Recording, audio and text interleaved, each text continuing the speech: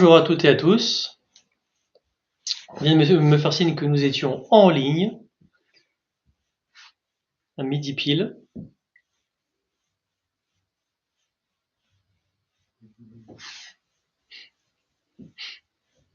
Ah, j'ai la régie qui me dit qu'elle est paniquée, là, de l'autre côté. Bon, ça va bien se passer.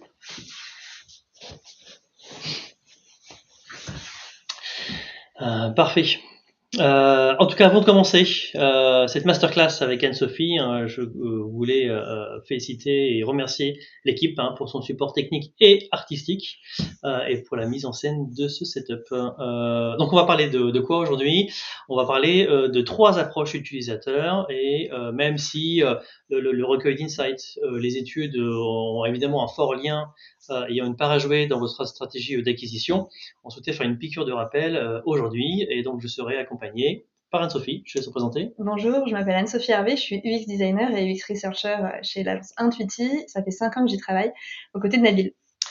Et donc moi, Nabil Talman, directeur d'études au sein de l'agence, ça fait 12 ans que j'y suis, ça fait plus de 20 ans que j'observe le comportement des utilisateurs, que je l'analyse, que je leur pose des questions, que je suis à l'écoute avec différents types de méthodologies.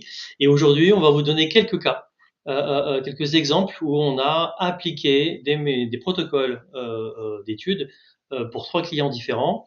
On va dérouler ça de 3 manières. Alors, on vous disait qu'on fait partie de l'agence Intuiti, de l'agence de marketing digital. Il y a une promesse qu'on essaye en tout cas de porter haut et fort tous autant qu'on est, qui est d'accompagner les marques pour créer des expériences mémorables et performantes. Alors, mémorables évidemment parce que on parle d'émotion, on parle de souvenirs, c'est comme ça aussi qu'on va prescrire une marque, un service, un produit. Et puis performante parce qu'on a à cœur de s'attacher à atteindre des KPI qu'on aura définis ensemble avec les marques qui nous font confiance. Ah oui, j'ai une sapette, faut pas que j'oublie, bien sûr. Donc trois moments dans cette masterclass. Une introduction qui va vous donner le cadre, un petit peu la bonne dose d'études à mettre dans votre projet d'acquisition. Nous aurons ensuite 3 cas concrets d'entreprises avec qui nous avons travaillé et dans lesquels on a fait de la research pour des projets d'acquisition.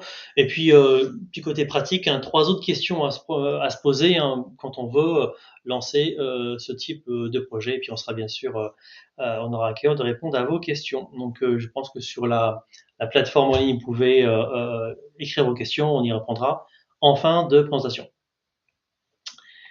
Hop là, quelques mots d'introduction. Avant de se lancer dans un projet, dans cette phase d'étude, il y a quelques questions à se poser. On va vous montrer 4 schémas qui sont autant de manières de se poser des questions, qui vous permettent de mieux comprendre comment déployer tel ou tel type d'étude. La première question à se poser, c'est de se dire, ok, à quel point le problème que je dois adresser, il est clair ou pas? Est-ce que j'ai une bonne visibilité de ce qui est devant moi? Est-ce que je sais exactement quoi faire? Si vous constatez par exemple une perte de trafic de 30% à l'étape 4 sur 6 de votre parcours d'acquisition, eh ben vous ne savez pas pourquoi en fait, pourquoi les gens ne poursuivent pas. Est-ce que c'est un problème de visibilité du call to action? Est-ce que c'est un problème d'intitulé de bouton? Ou est-ce que c'est un problème de compréhension de l'offre? Il y a 3 hypothèses différentes. Vous ne savez pas là où il faut porter un correctif. Donc là, en effet, le problème à adresser, il est assez flou et donc il y a besoin de réaliser, en tout cas de passer par une phase d'étude. À l'inverse, si vous avez recueilli de manière régulière, si vous avez enregistré les appels au SAV et que vous savez exactement qu'il y a une insatisfaction à telle étape de votre parcours client, eh bien là, vous pouvez en effet facilement beaucoup plus corriger parce que vous savez quels sont les axes d'amélioration, qui doit faire quoi, quel contenu, etc. Donc là, vous voyez déjà cette grande question, est-ce que le problème adressé est clair? Deuxième question, c'est le risque de ne pas faire d'études, est-ce qu'il est important ou pas? Typiquement, si vous lancez un service ou une nouvelle application, vous voulez mettre en bêta test, là, il va y avoir sûrement pas mal de choses qui sont à corriger. C'est normal, on est en amont d'un projet. Et donc, l'idée, c'est de recueillir plein d'éléments qui sont en termes d'usage ou d'éléments qui sont à corriger. Donc là, c'est normal de le mettre en ligne tout de suite. Par contre, si vous avez prévu plein d'investissements en termes de conception, de communication, de partenariat, de commercialisation, bah là, vous n'êtes pas sûr que tous ces investissements seront rentabilisés, notamment lors d'un lancement de produit. Ben, là, en effet, le risque de se planter, si je puis dire, il est grand. Donc, il y a besoin de mettre de l'étude. Quand on a ces deux questions-là, on aboutit à une matrice, alors qui n'est pas brandée intuitive, hein. Ça existe. Nous avons trouvé, vous avez la source qui est en bas à droite de cette slide. On l'a simplement traduite. Merci en tout cas à Anne-Sophie d'avoir fait ce travail-là. Vous retrouvez les deux axes, les deux grandes questions à se poser. Quand on est en haut, globalement, on peut se passer d'études parce que le problème, il est clair. Et c'est vrai que quand on nous sollicite, nous, Agence Intuiti, on va poser des questions à l'entreprise pour dire qu'est-ce que vous connaissez de vos clients, qu'est-ce que vous voulez vraiment résoudre comme problème. Parfois, il n'y a pas besoin de dérouler le tapis rouge, on va concevoir immédiatement. C'est ce que on propose en effet dans le coin en haut à gauche. Hein. Lancer le produit avec une phase de conception qui peut être accélérée et vous allez mesurer après les usages. Est-ce que votre audience utilise, achète et qu'est-ce qu'elle fait avec telle application par exemple. Bon, et vous ferez des corrections au fur et à mesure. Et puis par contre, si là le problème est clair à adresser, mais que le risque d'erreur est important, ben là vous allez passer beaucoup de temps sur la conception, sur le design, sur les nuances à apporter, sur peut-être aussi sur des parcours dédiés en fonction de telle ou telle cible. À l'inverse, quand le problème il n'est pas clair, le problème adressé n'est pas clair, là évidemment on intervient. En tout cas nous les researchers, soit ce sont des protocoles qui sont assez rapides, assez limités, parce que là l'impact de l'erreur est faible, ou alors on va déployer des choses qui sont un peu plus importantes si le risque d'erreur il est important. Donc voilà. Donc c'est ces deux grandes questions qui sont à se poser au départ et qui vont guider en fait après ce qu'on peut vous proposer en termes de protocole d'études ou de recueil d'insights et d'exploitation de tout ça. Là, vous avez un autre schéma où l'intérêt de ça, c'est de voir les différentes étapes. C'est une sorte de timeline. Vous avez chronologiquement de gauche à droite les grandes étapes d'un projet digital. Alors ce petit brouillon gribouillis là, vous l'avez sûrement vu dans d'autres situations. C'est quelque chose qu'on montre assez souvent. Au début, vous pouvez aller dans tous les sens. Grosso modo, on ne sait pas encore nécessairement quel est le périmètre de votre produit, de votre service. Donc c'est le moment où on va investiguer, on va explorer plein de choses. Donc on peut très bien dès l'amont valider la pertinence d'un concept avec la cible. Ça c'est important. L'idée c'est bien de réduire la zone d'incertitude. Et au fur et à mesure que vous allez avancer dans votre projet, il va se préciser, il va aussi se figer. Et donc, si vous faites des tests trop tardivement, ça va être compliqué. En tout cas, vous serez devant le risque de modifier plein de choses, alors qu'il y aurait eu beaucoup de travail de conception, en UX ou en UI d'ailleurs. Donc, vous voyez, au fur et à mesure de l'avancée dans votre projet, vous pouvez valider la pertinence d'un concept, valider précisément une offre avec des argumentaires, valider des interfaces aussi si le prototype a été déjà créé, si les wireframes avec une couche graphique ont été faites, vous pouvez aussi à ce moment-là valider les choses. Voire même après une mise en ligne, là vous allez mesurer la satisfaction et puis voir si les KPI définis sont au rendez-vous ou pas. Voilà, ça c'est la deuxième grande manière de voir les choses et je vais laisser la suite à Anne-Sophie pour vous parler de type de méthodo. Tout à fait. En fonction des objectifs que vous avez, que vous cherchez à atteindre, vous avez toute une série de protocoles à disposition que vous allez pouvoir déployer et qui vont vous permettre d'avoir différents types d'insights en fonction de ce que vous avez besoin d'atteindre. Même si vous êtes en amont d'un projet et que vous avez pour objectif de comprendre pourquoi est-ce que tel événement qui survient dans le parcours peut être considéré comme un problème pour vos utilisateurs. Dans ces cas-là, ça peut être intéressant de plutôt partir sur des protocoles qualitatifs qui vont vous permettre de générer de la conversation. Donc, par exemple, lors d'entretiens, lors de focus group, ça va vous permettre de creuser à la fois les ressentis, les avis des personnes que vous allez interroger et d'avoir de la matière riche. À l'inverse, si vous avez plutôt pour objectif de savoir si un problème est récurrent dans votre parcours ou bien si une grande part de vos utilisateurs considèrent que tel événement est un problème, dans ces cas-là, ça va plutôt être intéressant de se tourner vers des protocoles quantitatifs qui vont vous permettre d'avoir de la donnée chiffrée et d'identifier si c'est un grand volume d'utilisateurs qui sont concernés.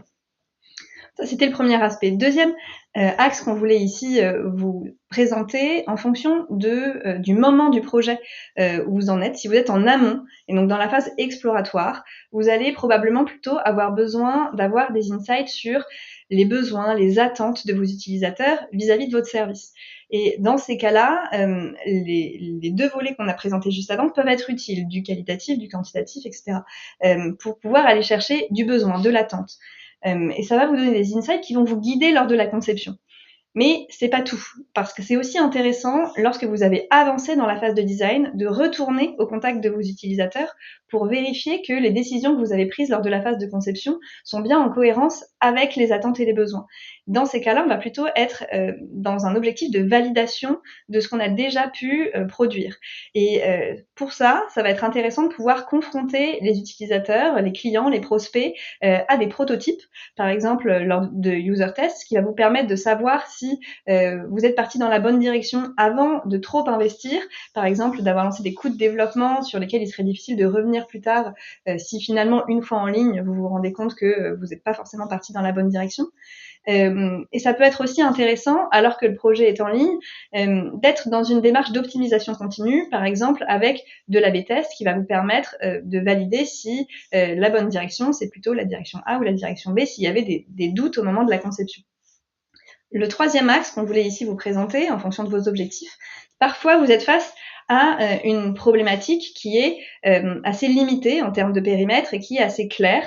Et dans ces cas-là, c'est pas forcément nécessaire de partir sur un protocole vraiment très conséquent, très onéreux, qui va prendre beaucoup de temps, etc. Vous pouvez aussi aller chercher de la matière avec des protocoles qui sont plus simples à déployer. Par exemple, du recueil à distance ou bien du test flash, si on peut appeler ça comme ça, c'est-à-dire des tests qui vont être plus limités en termes de durée, par exemple 5-10 minutes, qui peuvent se faire sur des formats de guérilla, par exemple, où c'est vous-même qui allez directement à la rencontre des utilisateurs de votre futur service, plutôt que faire du test en laboratoire qui va sous-entendre un recrutement et donc plus de coûts et donc plus de temps. Ça peut aussi être riche de premiers retours, d'avoir des protocoles plus légers qui vont quand même vous donner de la matière pour pouvoir itérer sur votre produit. Mais parfois, vous êtes face à une problématique qui est plus complexe, plus riche, plus large, moins définie aussi potentiellement. Et vous allez avoir besoin, dans ces cas-là, d'approfondir davantage. Et quand vous êtes dans ce scénario, ça va être intéressant de pouvoir développer, mettre en place des protocoles qui vont permettre un suivi plus approfondi. Par exemple, de l'entretien un peu plus long, vous allez pouvoir aller chercher davantage de feedback. Ou bien, il peut aussi y avoir le cas où vous allez avoir besoin d'avoir des retours au long cours. Et dans ces cas-là, ça peut être intéressant de partir, par exemple, sur de l'animation de communauté, où dès que vous avez une problématique, vous savez que vous avez cette communauté que vous pouvez solliciter pour obtenir du feedback dans le temps. Bien sûr, ce qu'on vous présente là, c'est simplement des exemples, c'est pas une liste exhaustive de tous les protocoles de research, mais ça peut déjà un petit peu vous orienter sur le type de démarche à mettre en place en fonction de vos objectifs, en fonction de là où vous en êtes dans votre projet. On a également présenté tout ça sous forme de graphique. Alors vous avez l'axe qualitatif et l'axe quantitatif. On a replacé les différents protocoles dont on vous a parlé juste avant sur cet axe-là, en fonction, si vous voulez plutôt aller creuser, aller chercher le pourquoi avec du qualitatif, ou si vous voulez avoir de la donnée chiffrée, aller chercher le quoi avec du quantitatif. Et on les a également placés suivant l'axe attitudinal versus comportemental.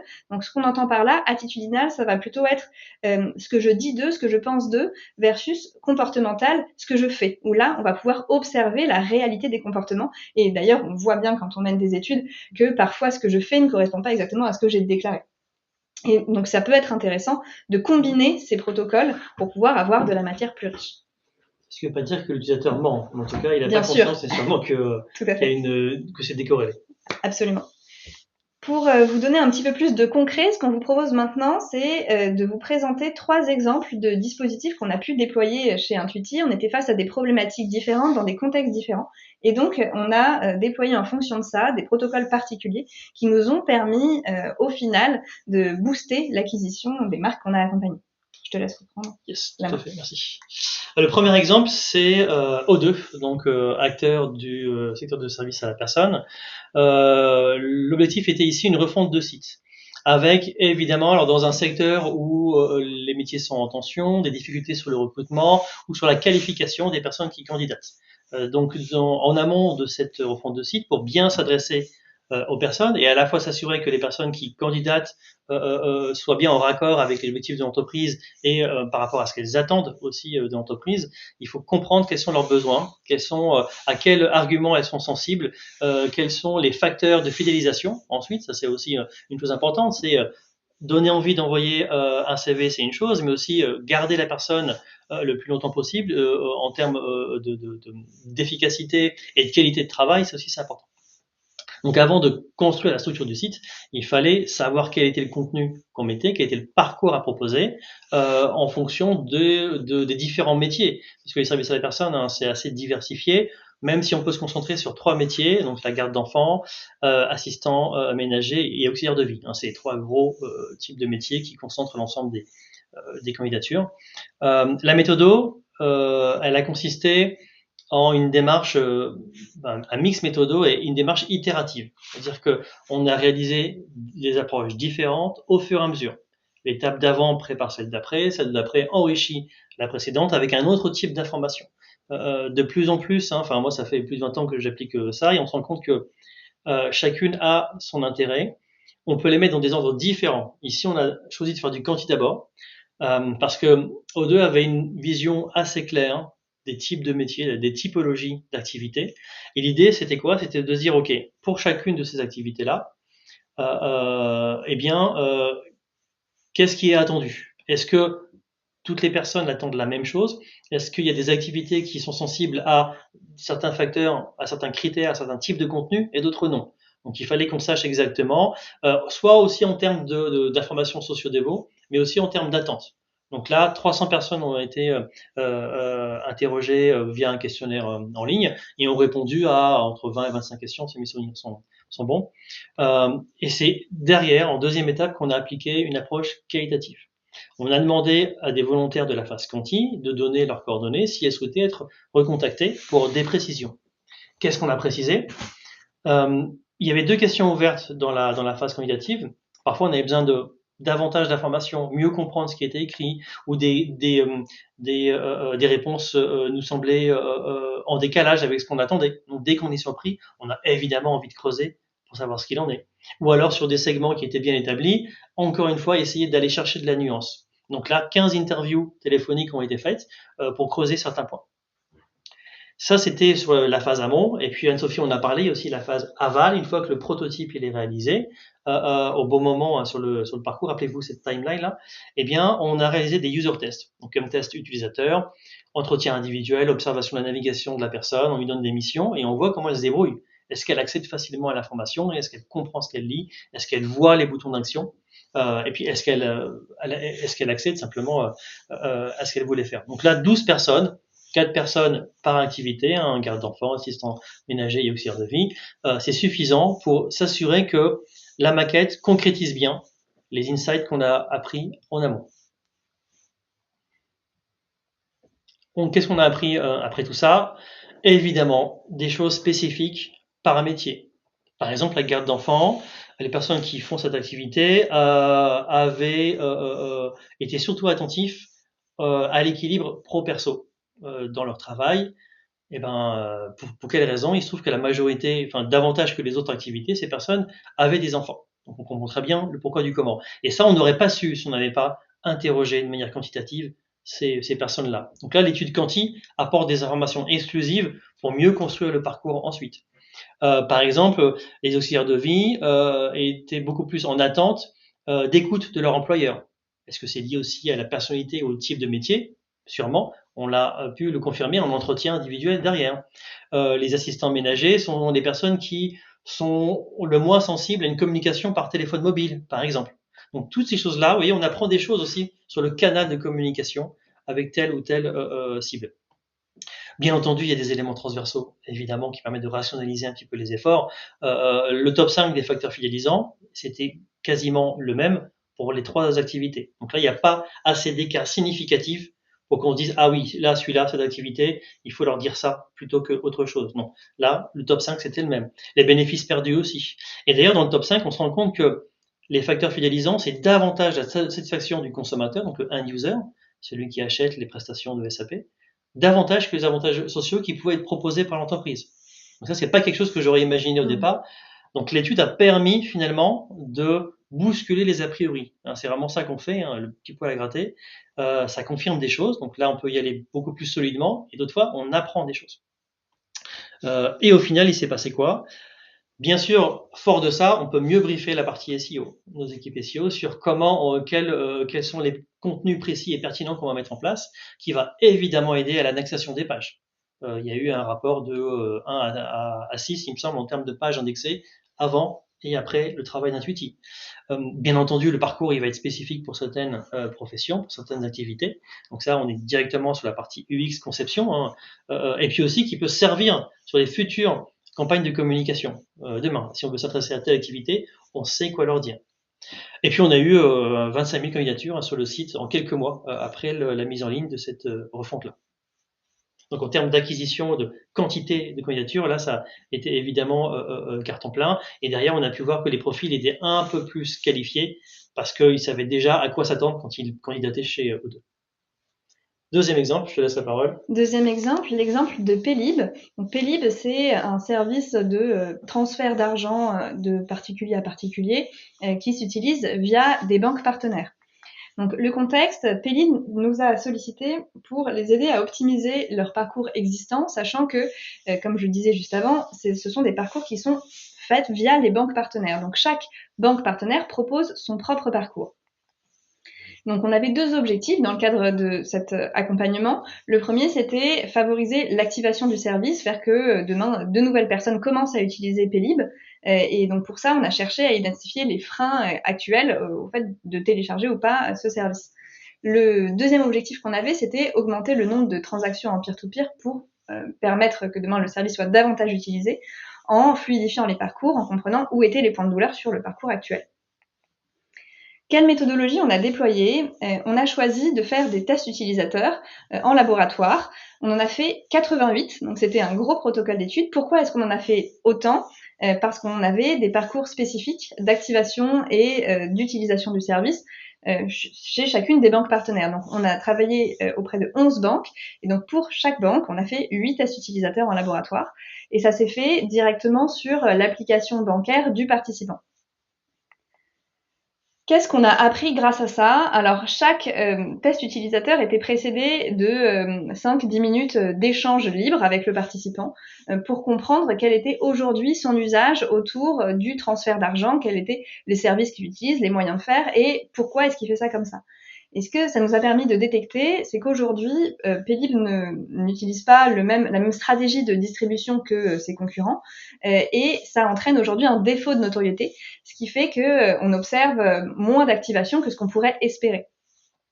Ce qu'on a aussi appris grâce à ces entretiens, c'est que bien sûr, il y a des freins ergonomiques, comme on pouvait s'y attendre, mais qu'il ne faut pas non plus négliger les freins logistiques et les freins sociaux. Deux exemples par rapport à ça.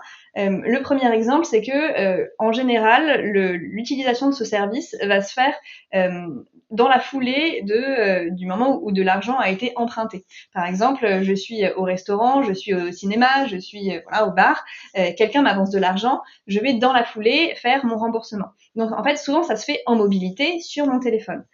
Et un point qui pourrait a priori paraître négligeable, mais qu'on a en fait entendu souvent, c'est que comme c'est un usage que je n'ai pas forcément de façon très régulière, de transférer de l'argent à un proche, j'ai pas forcément envie d'utiliser de la place sur mon téléphone pour avoir une application dédiée à cette fonctionnalité. Or, il y a aujourd'hui des banques qui proposent ce service soit directement intégré dans l'application bancaire, soit sur une application à part, aux couleurs de la banque ou pas d'ailleurs, mais qui ne sert qu'à ça. Et donc, ce qu'on a appris, c'est que vraiment, le sujet de la place sur le téléphone était un sujet stratégique qui pouvait être un point de douleur au fait d'activer le service Paylib, et donc qui nous a orientés ensuite dans nos recommandations auprès des banques sur la bonne manière de faire pour ce parcours. Deuxième exemple, il est très improbable, si jamais je dois de l'argent à Nabil, par exemple, et que moi, je suis déjà utilisatrice de Pélib, mais que toi, tu ne l'es pas, il est très improbable que le remboursement se fasse via Pélib, parce que c'est souvent la personne qui va recevoir l'argent qui va être l'instigatrice du mode de remboursement. Parce que Nabil a déjà été bien gentil de m'avancer. Si jamais je fais le transfert d'argent et que lui n'a pas Pélib, je risque de me dire, mais est-ce qu'il va bien recevoir l'argent? Comment est-ce que ça va se passer? Pélib, c'est juste avec du numéro de téléphone, donc c'est un peu nébuleux la façon dont ça fonctionne pour les personnes qui découvrent le service a priori. Et donc, la première crainte, c'est, va-t-il recevoir l'argent? Et le deuxième frein à ça, c'est j'ai pas envie que ce soit complexe pour Nabil, puisque lui, il a été généreux de m'avancer. Maintenant, il faut que ce soit très facile pour lui, et c'est pas lui qui doit porter la complexité du parcours en téléchargeant une application si c'est nécessaire, etc. Je suis allergique à l'effort. Voilà, bien sûr, comme bien des personnes. Et donc, dans ce cas-là, vous voyez, on aurait pu supposer bien sûr qu'il allait avoir des freins ergonomiques, on aurait pu simplement par un audit ergonomique identifier ces freins, mais l'avantage de faire du test utilisateur, c'est que ça a permis de remettre l'usage du service dans son contexte particulier en fait, et d'identifier tout ce qu'il y a autour du service avant même qu'on ne soit sur l'application bancaire ou qu'on ne soit sur l'application dédiée au service.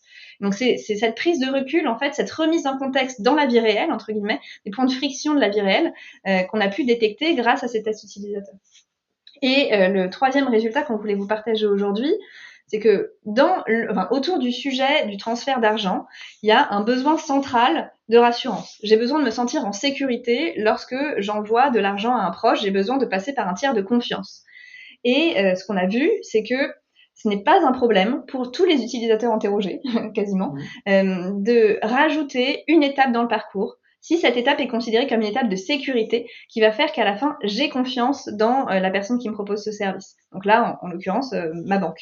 Et donc, ça met à mal, en fait, une idée reçue qu'on pourrait avoir en UX, qui est que le meilleur parcours, c'est le parcours le plus court possible. Donc ça aussi, c'est grâce au test utilisateur, en permettant aux personnes de verbaliser autour de leur ressenti par rapport à cette expérience, qu'on a pu mettre le doigt sur ce point central qui est mieux vaut avoir un parcours un peu plus long, mais qui est sécurisant, grâce aux bonnes étapes de sécurité, plutôt qu'un parcours plus court, plus facilement achevé, mais qui pourrait m'interroger sur est-ce que vraiment je peux avoir confiance, ça a l'air presque trop facile, et donc est-ce vraiment sécurisé? En tout cas, depuis 10 ans que je fais des tests d'applications bancaires, ce point n'a pas bougé. Ça reste toujours une attente, donc les gens ne sont pas nécessairement familiarisés de plus en plus. Non, ça reste toujours une attente de sécurité. Un parcours sur un enjeu comme ça financier, si le parcours est un peu plus long que prévu, c'est normal.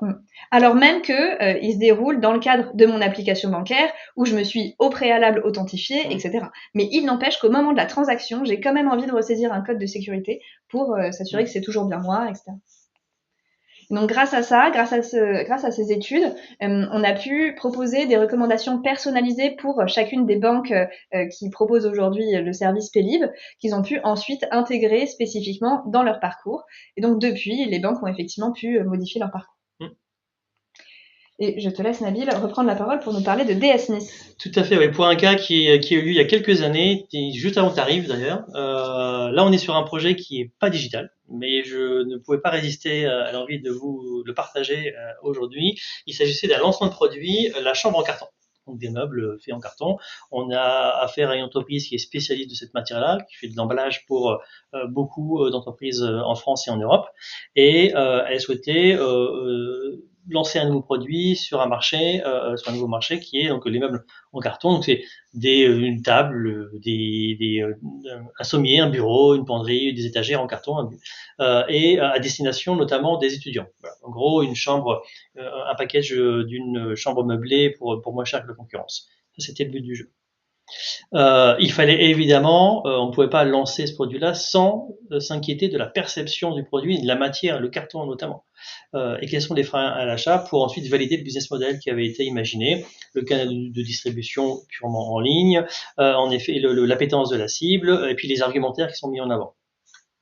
On a fait des focus group cette fois-ci, donc une approche qualitative. On a besoin de mettre ensemble les cibles, en tout cas homogènes, un groupe de lycéens, un groupe d'étudiants, un groupe de parents. On a d'ailleurs pris les parents de ces mêmes lycéens.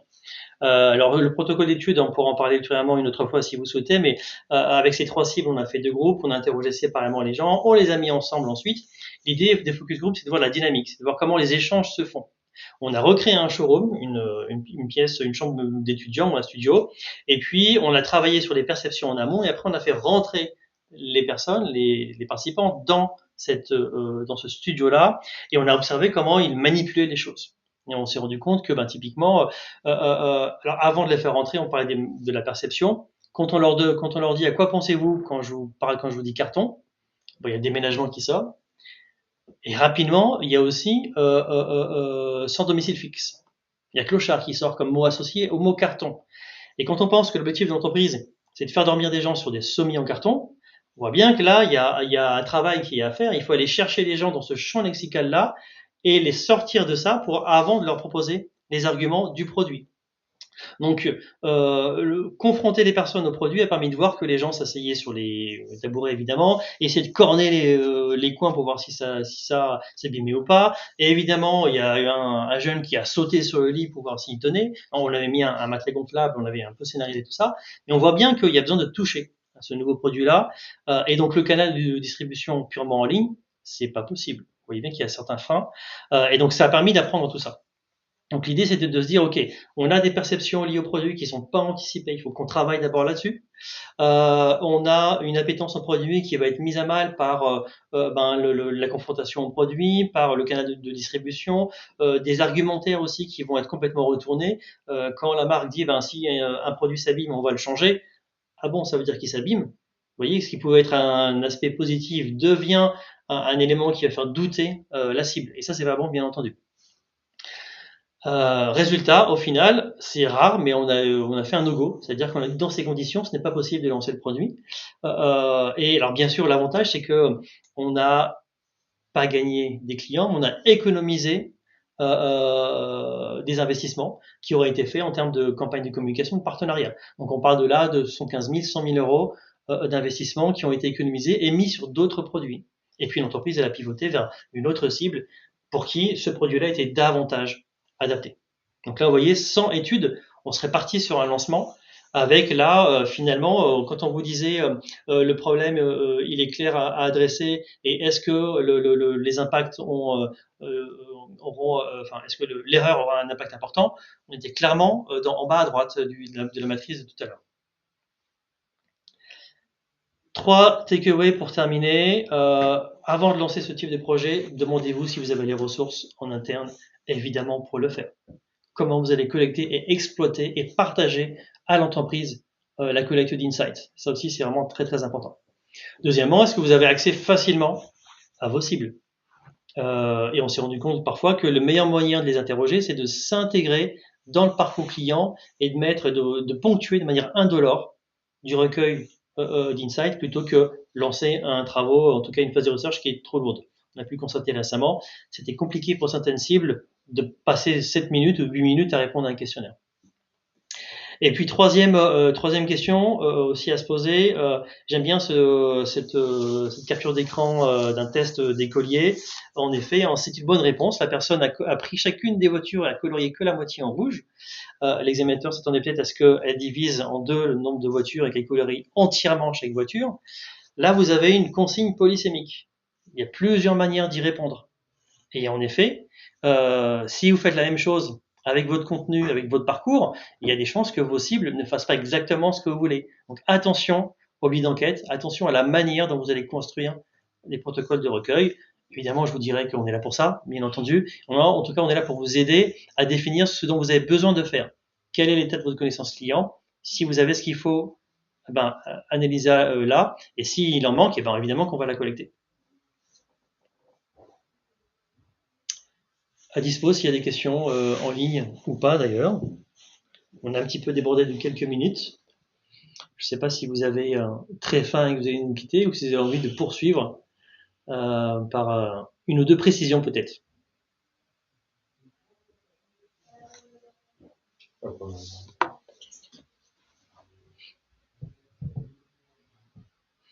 On a pris trop d'exemples parce que sinon on aurait été obligé de parler encore plus vite et déjà que je parle trop vite.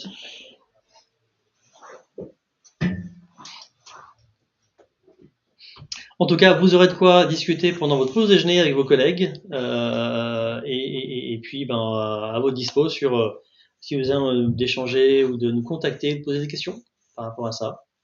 Et je laisse le soin à l'équipe technique et artistique de clôturer la mise en ligne, sinon je peux continuer à parler très longtemps encore.